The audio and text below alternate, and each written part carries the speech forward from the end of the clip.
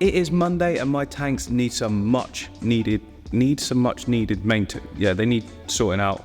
But let's be honest, it's a great problem to have. Look at how good the angelfish tank is doing. There's 0 algae on it. The plants are growing like crazy. Testament to the API root tabs and the leaf zone that I've been using regularly on this tank. Because it was startup, I was very keen to make sure that we got that really good plant growth. If you get great plant growth on startup, you're almost sort of set for the rest of the tank. That said, there's way too many floating plants. All of the stems that are hitting the surface over here and over here. So this is Hygrophila polysperma, an absolutely fantastic starter plant for anyone. It grows so well, so quickly in pretty much all conditions. There's not even a lot of light down the bottom there.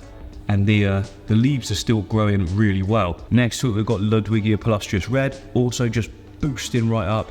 Various other Ludwigias as well dotted about. I think there's some Grandulos in there. And peeking through at the back there, that's Rotala indica red. So that's coming to the top. Also HRA, I think it's called as well. I mean, it looks the same as that to me anyway. Fish health-wise, all of the angels just doing fantastic, growing nicely. We did have an issue with some of these tetra though.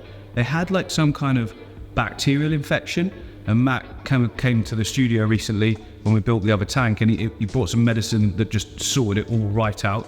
It wasn't like real harsh, but we noticed that a few of them had these little sort of white patchy bits on them, like their colour was missing, and it's cleared it up like straight away pretty much within a week. They're now looking really, really nice again. So how do we go about tackling something like this? Well, first job, you just hack it right back. But obviously we don't want to chuck away our stems. We can replant a lot of them back into where we've trimmed, and then that like makes it all thicker, bushier for the next trimming as well. So yeah, pretty simple job to start with. Just mow it all down.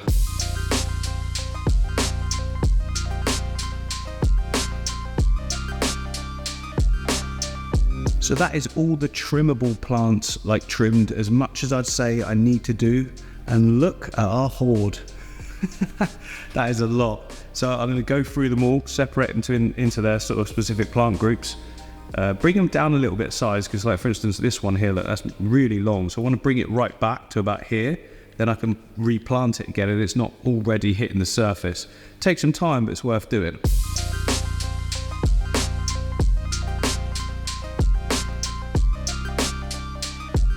There we go. So I've separated all of the plants into their different groups and sort of sizes as well, I guess. So smaller ones like that, but mostly they've kept in the same type. So we can put them together in the same sort of area, so it looks a little bit better. Don't get me wrong, a sort of mishmash of stems can actually look really good, but it's not really the vibe I'm going for in this tank. Also, before I put them back in, I need to sort out this area here, so you can see where it's all been sort of dug out. That's because I put a bristle nose in there, which has done an absolutely brilliant job of cleaning it all, but it does do things like that. It finds a little groove underneath, wants to set up its own little cave. It's dug out all the sand, so I'll push that back in and clean up some of this mess in the foreground as well.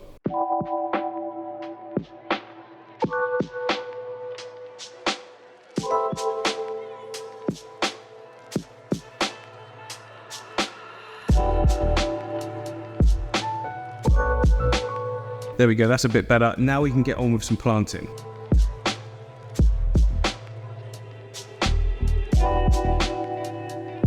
There we go, we are looking pretty tidy again. One thing I need to do though is clean up the filter, not the actual filter itself, the pre-filter. It's like built in.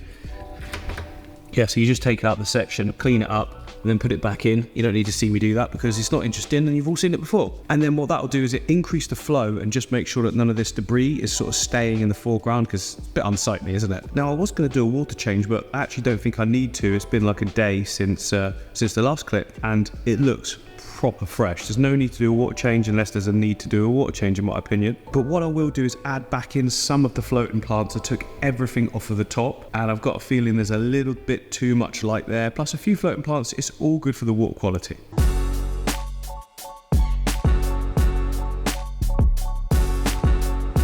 So a bit of duckweed in there, which I really didn't want, but it's not going to hurt. And next time I come to do a bit of maintenance, scoop most of it out.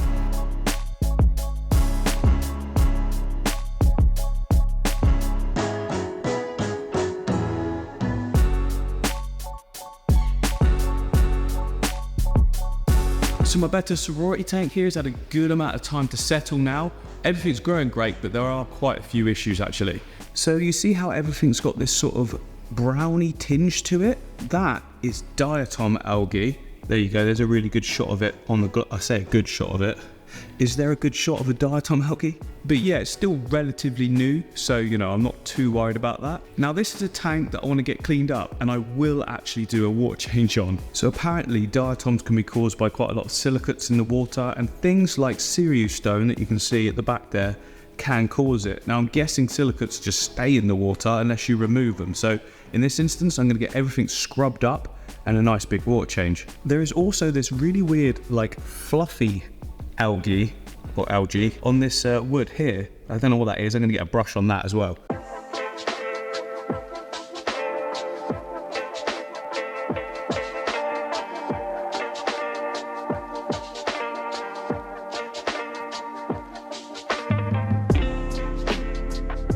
And boom, there we have it, looking super fresh again. The fish in this, I should point out, are doing incredibly well. So we put like 20 female betters in here, and I think with both tanks now, this one and my previous one, I proved that female sororities actually do really well. This one here is like the prize female, so much so that it could be confused with a male, I suggest, but yeah, doing really, really well. The whole tank there's a great little community there. So yeah, I think what this shows is that if you're interested in doing a female sorority, you need good numbers of the females to start with, but you need tons of places for the fish to hide as well. Fully planted or really, really heavily aquascaped, I would say. But if you go fully planted, the tank is, apart from, you know, that little cleanup I've just done, after several months, the tank largely looks after itself. I mean, I pretty much just feed it and a quick water change and a scrape with a razor, and it's looking good again. But now moving on from this tank, I need to show you over here. This section here, I've got 3 tanks. I used to have 4, but one of them developed a crack in it where I had them spaced too close together. I was warned, I did ignore, but now there's only 3.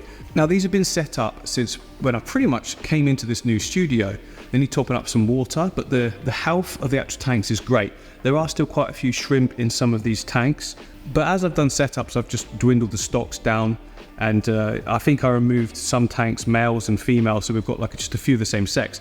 Anyway, you can't really see a lot. Look at this here. Look at this salvinia, how it's quite interesting. I've never seen it before, but the way it's grown here, it's got these really weird sort of nodules, almost like it's growing out of the water. And that's because if you look up here, it's basically like growing on top of itself. Really healthy growth. I'm gonna have to remove some of it though, because you can't even see it in the tank.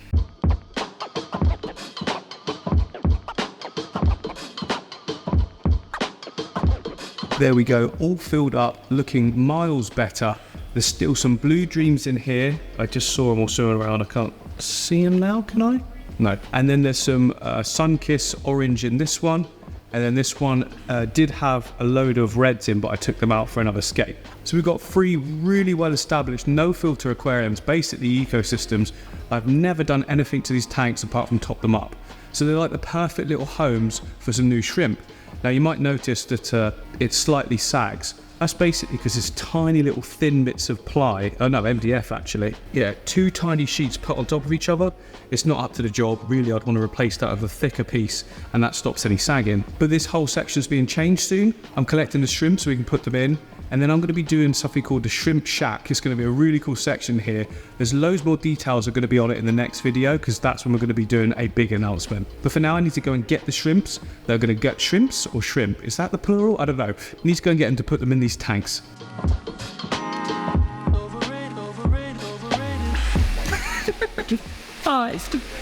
I'm not actually starting it like this. I just wanted to see if there was any great reaction. Not really, I've been hoovering. But not really? It was really dusty there after our mini flood, so when I say mini, big flood. I definitely shouldn't do this, but look at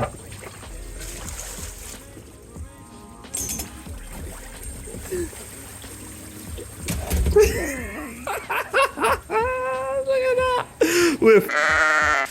Is it just you in? No, I mean it's there, see? Oh yeah. And Martin didn't feel the fuck, said it there, see? Oh yeah. So we're back at Maidenhead Aquatics for our twice weekly visit. I'm here for some shrimp. I need to restock my tanks. As I've just told you, I haven't, but I'll go back and edit.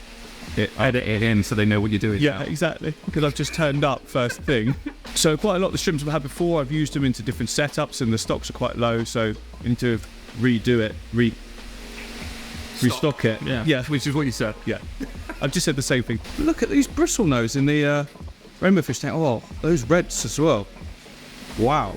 Actually, it might be because a customer played with the lighting, didn't they? Yeah, and turned it off and turned it back on again when they realised that they turned it off. It was on 24/7, so maybe that's why they've grown so quickly. They've just had a constant supply of really lush green algae. Why are people... well, yeah. Well, it's very easy to do that, because that's green, Yeah. and that's off, and now that's fully on all the time.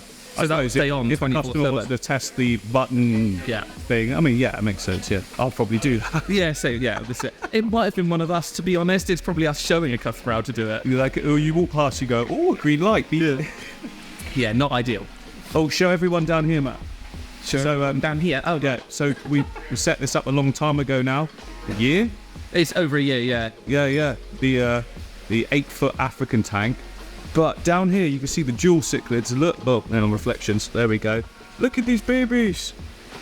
This is less than there was, am I correct? Yeah, they slowly dwindle down, so...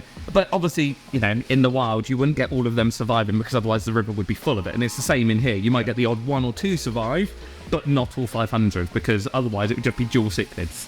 Especially with this stocking level. Yeah, they don't let it happen. But it's nice if you get 1 or 2 come through. It's quite natural, really. Like I said, I'm quite surprised that even these have got this far to not regular stage, because this is the first time, isn't it, really? No, there's been a couple of times that they've got... Just say yes. Point. Yeah, yes, it's the first time. There's a couple of times, I think you put it on film, that there was like, some wigglers down the far end. That's true, but not like that. Not for like freeze. Yeah, like moving and things like that. No, this is the furthest point. Every time they get a little bit better at it, I think. Yeah, but they're fighting a losing battle, aren't Yeah, this is it. We were tempted to put like a little plant pot or something in so that they could try and shepherd them in, but they don't. They just take them on a wander around the tank. They were in the back corner the other day. they? The perfect spot just to stay defensive. And then they brought them to the front.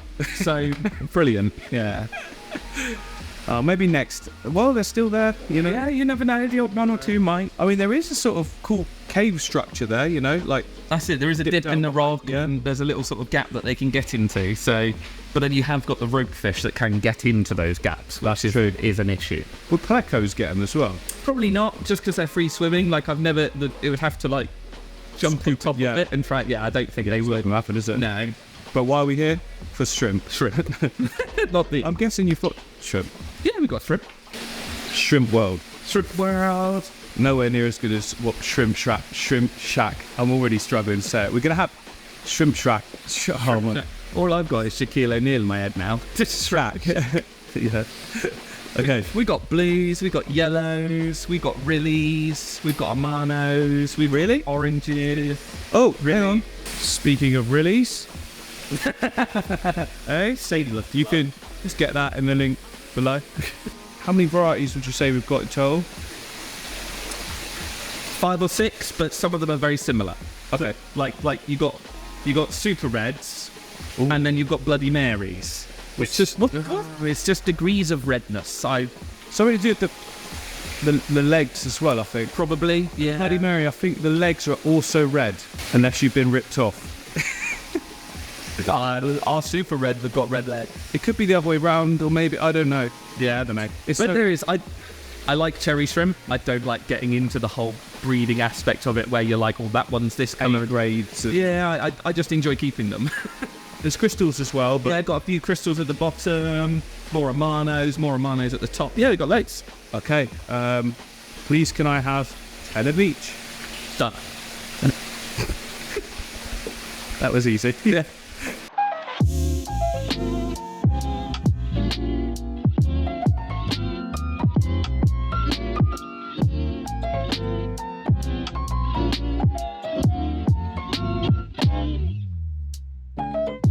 We have shrimp. So basically, I didn't want Matt to spend a load of time just messing about, so he just batted them all up. We've got like mixed colours in some. We've got all the reds in there, and then this one is just like a skittle bowl. So yeah, this one's got rillies. There's a orange in there. There's some blues. This one's got blues and yellows. Loads of babies as well, and this one's got reds and again, tons of babies. So let's get these in their new home. So the shrimp have been acclimated. It's now time to put them in. I fully trust all the water from May to head, so I can literally just turn the bags and release. Whoa, that's a good amount of shrimp in there. There you go, little guy. Always check your bags. There's not any left, because sometimes that can happen. I've done it myself.